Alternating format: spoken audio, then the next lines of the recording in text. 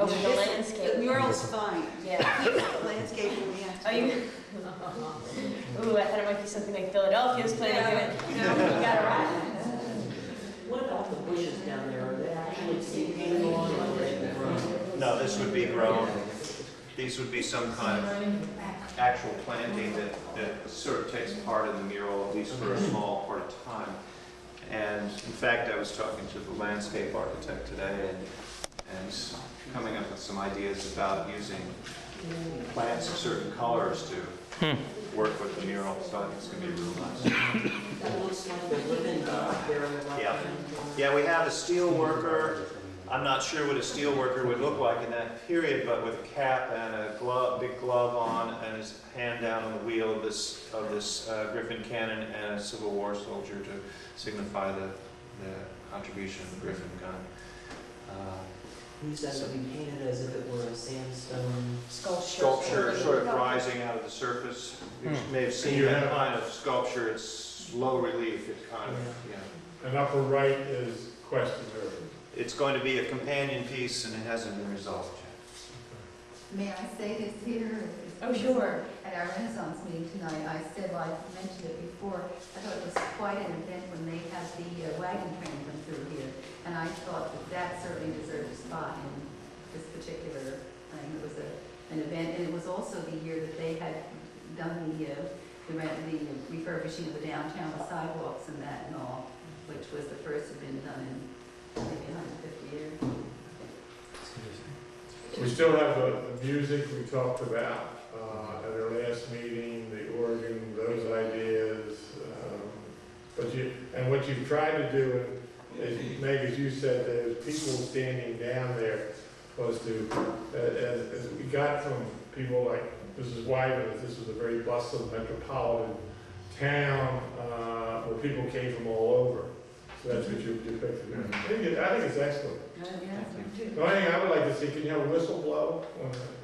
Well, Meg's been suggesting all kinds of sounds coming out of this thing as being part of the He thinks event, I'm so- corny, and I'm like, I'm serious. He's like, no, My no. wife mentioned when we moved here in 1960, that was the thing that we related to. We lived over in Rossiter Avenue, which is, on the east side of town, and we would hear this whistle blowing at all times. Yeah. Michael, in the blank on the right, you would have a canal boat on French Street on the part that came off the canal that went into the iron company and show that this tied in with this. Okay. It's a possibility. That's a possibility. That's Joanne. What's down in the lower left-hand corner that looks like a cannon? That It's a bike, isn't That's it? a motorcycle that was in the photo. It was parked there when we took the Yeah. It's been popular for a long time. Yeah, Looks like a cannon to me. yeah. Oh, for goodness sake. It's a motorcycle that somebody's parked there. It's a trespasser. Barbara, is that your picture? That was from Phoenix. Any other comments from anybody? Yes, I have one. What about vandalism? Well, two or three things we can say about it. One is that the scale of this is that this part of the painting here and here, these begin at about 8 or 9 feet. And they're going to have some plantings in front of them. So it's going to be a little bit difficult to get to.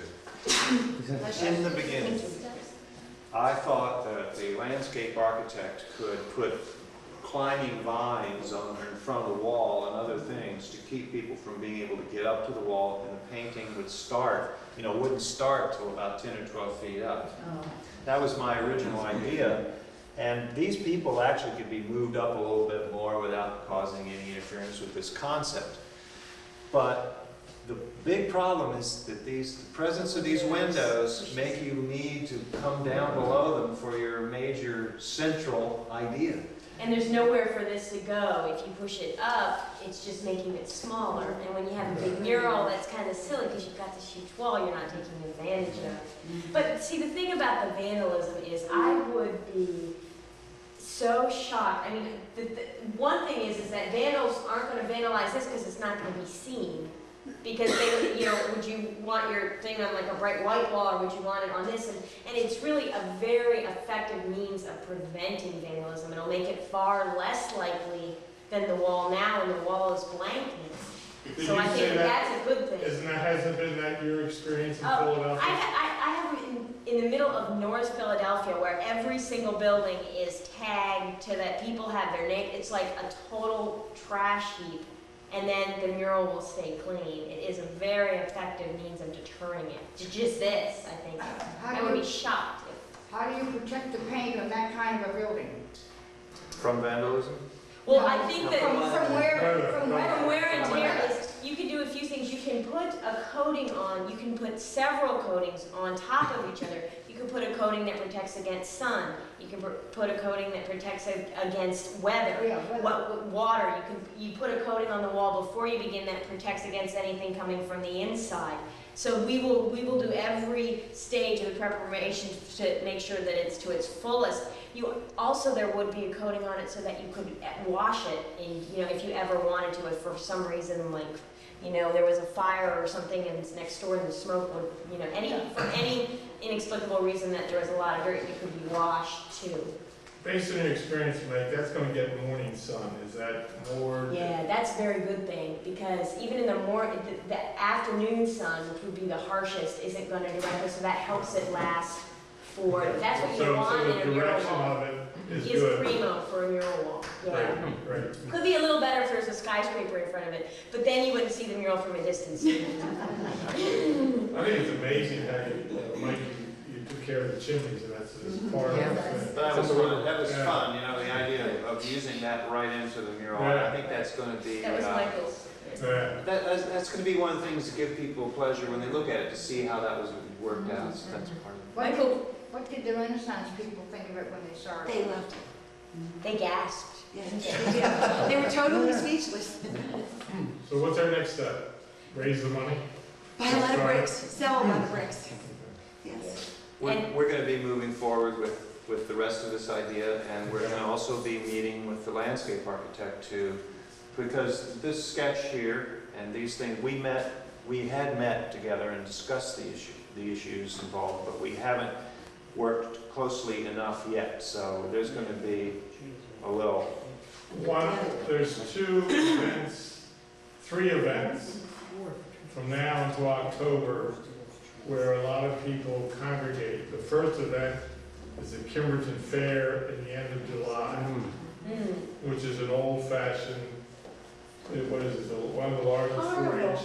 Yeah, it was carnival, but still, It's a whole week. yeah, it's a whole week.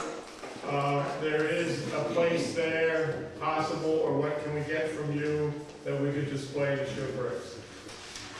We have the Renaissance Festival in September, and then we also have a flea market in October. Well, we're going to be up there painting it in September. We want to have all the We bricks done it in sold. October. Yeah, we'll be done in October. We want all the And bricks really, sold. July is what we need. July and August.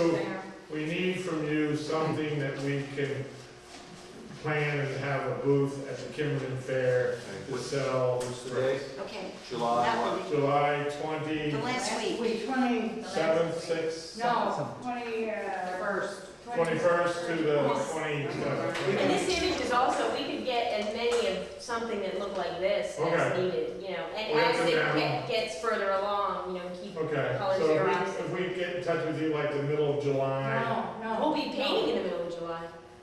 Becky Manley has already put in for our booth. You must put it in now, Pete. no, I'm talking about getting in touch with, I know about getting the booth lows, I'm talking about getting stuff from them, when we can get stuff from them.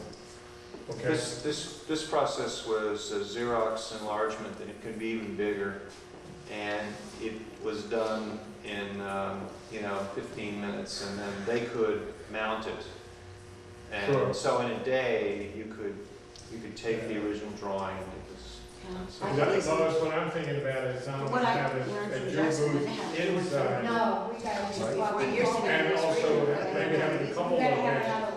Well, yeah, well, with the Kiwanis, we might very possibly be able to tie it in with theirs, or we can get some other guy to do it somewhere on the runway where the people do the laps.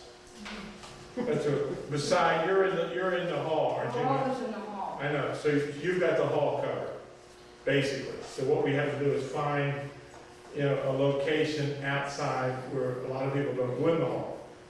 Okay, so, Oh, practically everybody does, but but, it always rains at the Kimbington Fair. that's right, it's, when it rains in Dogwood, it rains Kimberton Fair, it always rains, right? It always rains. Just to give you a That's right. timetable, what we hope to do is to sell all of the bricks during the course of the summer. The bricks take 6 weeks to fabricate. That is, so if we have all the orders in by Labor Day, Meg and Michael anticipate being finished with the mural by, let's say, the second week in October. What we anticipate is actually implementing the landscape design from mid-October with completion slated by Thanksgiving, so that the entire project should be done by the time the cold weather sets in. I would guess that when we're painting, when we're up on the scaffolding and painting, that will draw some attention. Sure. And would be an opportunity to sell Yes. bricks. Yeah. And we're We're very gonna take grateful. every, with the shortness of time, we're gonna take every opportunity. Exactly. The Phoenix has also offered us free advertising space, which is That's very nice. gracious of them. Was there any thought as far as lighting at night using solar power? Because the sun does hit that wall from morning until, I've not heard any discussion of that. As far as I know, I don't know who's really going to be responsible for designing the lighting. We've talked to the landscape architect, because in some ways he may build that into his plan for lighting the park.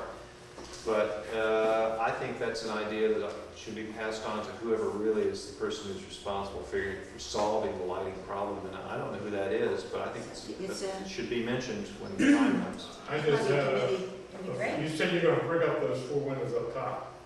Yep, the real small ones. These right up here, across the very top. Just I wonder if they were solar panels. Sorry. No. no, no. Couldn't they work? They're glass bricks, aren't they? I don't know what they are. It's hard to tell, I don't know I think they're either. glass bricks. Yeah. They're windows of some I sort. think they were put in after the building in the corner burned down. Yeah. You could, You're probably Yeah, correct. Is that what they were? you could put anything in there instead of bricks. The You building could. at the corner was McFadden's clothing store. Yeah. Is there anybody in town that has solar? Yeah.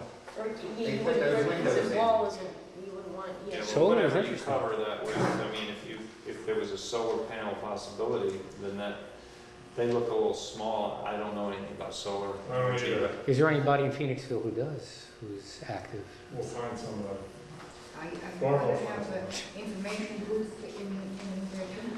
Well, I'll talk to Tom Carnevale, who's an architect who is active in Phoenixville, That's a good point. and see what we can come up with regard to lighting. As far as your comment, I think it would be a combination of yourselves in conjunction with our architectural and landscaping folks. That's sort of a tie. Yes. The lighting I design. think it's an excellent idea, Dorothy, though, that way. Well, Yes. That way you don't have to worry about a meter and all The that. sun is on that building, and Right. then the sun comes up, and then, of course, as the sun ramp goes off, but I think with that amount of If it's a space. possibility, it's a good idea. I have another question. I'm concerned about the vines. Are the vines to be planted that it goes up those walls? Go ahead. Most lines are free.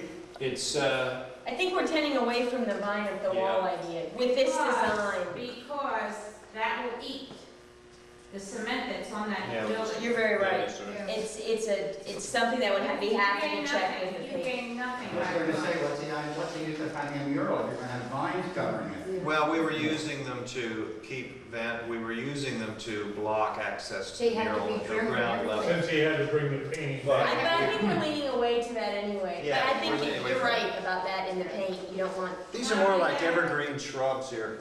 Not only that, you bring out just somebody to keep trimming it. Yeah. yeah. Yeah. That to me is a no-no.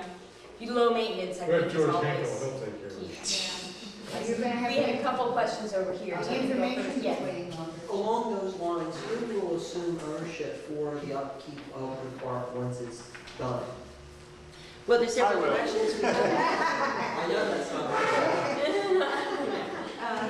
Essentially, the land itself is currently owned by the Chamber of Commerce.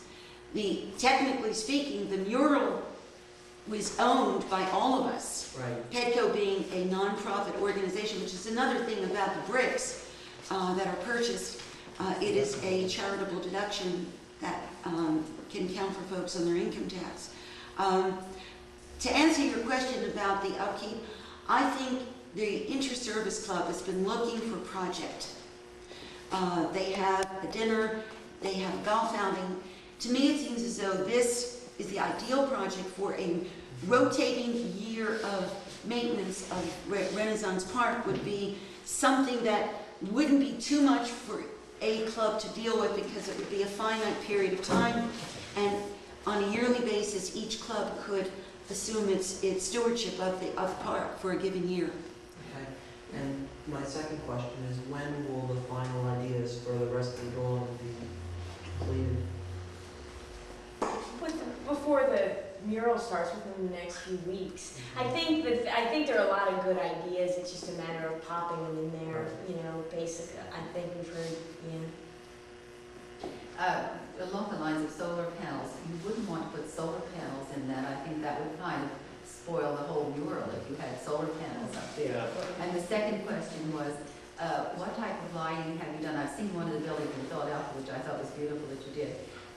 What kind of lighting do they have? I saw it during the day, but I've never had one lit outdoors before. oh, you didn't? 8th Street, isn't it? No, it's you can't see it at night. That's a pity. So that would Yes. be a pity. Except headlights. Yeah. When Alan Saylor, who is on our Phoenixville Area Chamber of Commerce Board of Directors, is an executive with PICO. Yeah. PICO has taken a very active role in the Schuylkill Heritage Park as well. I'm going to talk to him about some real help in terms of electrical outlets that we will need help from, and perhaps there are people on PICO's design staff who might be helpful to us in terms of... Because that could make a big difference at night. It would really make the town look like it's like Become too people light. could, Rise on the light. yeah, They could it rise draws on the people. light. So I plan on asking Alan Saylor, who is an excellent resource person who's very interested and active in Phoenixville affairs, for his help. So you want to light the park, you want people to be able to maybe walk there in the evening and sit down and feel safe in a park that's got a nice soft lighting to it, so they're not in a dark space. Just a question. Use of dark that you had there, which is dark, and based on your experience, how far away will you be able to know what you're looking at? To know. Yeah, I'm standing at the Columbia Station. Will I see it there, or will it, No. I don't believe that you have a sight line that far, because I think if you walked down the street here away from the mural on the other side of the street, after a while the Lose the building sight on this line. corner would start moving into your sight, and I think after maybe 2 or 3 blocks, but this thing should make sense from 2 or 3 blocks away. At 2 or least 3, I would think. It would, the further you get away, I mean, it would. I just thought, because you're using dark colors, which depicts the iron company, and you had to use the dark colors. Right. And I just sort of, Yeah, well, what happens with dark colors is they make a startling contrast with the light. So that stands out, and then what you would get is that from a distance you might start losing some of the subtleties, but you would see this kind of bold and part. they're left in the right panels. And I think one of the other things, they're going to be a little bit more subtle, it's true. You know, this is the more dramatic, and then these are going to be more subtle. But one of the things about a work of art, any work of art really, but especially one that's part of a building, is that I think the main thing to do from a distance is we don't worry so much about achieving maximum distance, understanding everything, but if we can draw you in with these bold shapes, give you something to look at, you're going to say, what is that? I think I know what that is. Is that a steel mill painting? And then by the end you know it. And that's really Like a magnet. Yeah, that's what we want. And it's going to be readable from quite a distance. And you can't really, you're not going to be able to get back as far as you could see, I think. And when you come here up and look at this or the smaller drawing we have, there's not a whole lot of detail drawn in, but keep in mind that the finished mural will be a very realistic. Well, it's rendering of unfortunate, these but we things. have the parking in the place where the benches are, just at a diagonal. Because anyone sitting on those Perfect. park benches just has a beautiful Yeah. sit view of it. Are you gonna have a little information booth like you talked about? Not on site there, but probably in the Foundry Building. Barbara, would you want to have the coffee, let people get up and look at it? Sure. And Yeah, that's wander fine. around and ask questions? Unless there are any other questions from anybody? I'm gonna put a few other drawings out, Okay, just so you why can don't we do see that? part of the Is there anything process. else you want to go over other than that? Not at all. I'm sure you're as pleased as we are. My wife just says, she doesn't see a football. Well, that's funny you should say that. Doug Murray's only comment was, add some sports somewhere, because this Well, is they a have, sports yeah. town. Barbara, I think she'll possibly the home of the, show out the, dinners, the yellow jackets, so that's the first, whatever, I just think at this point, I'd like to leave it very well done.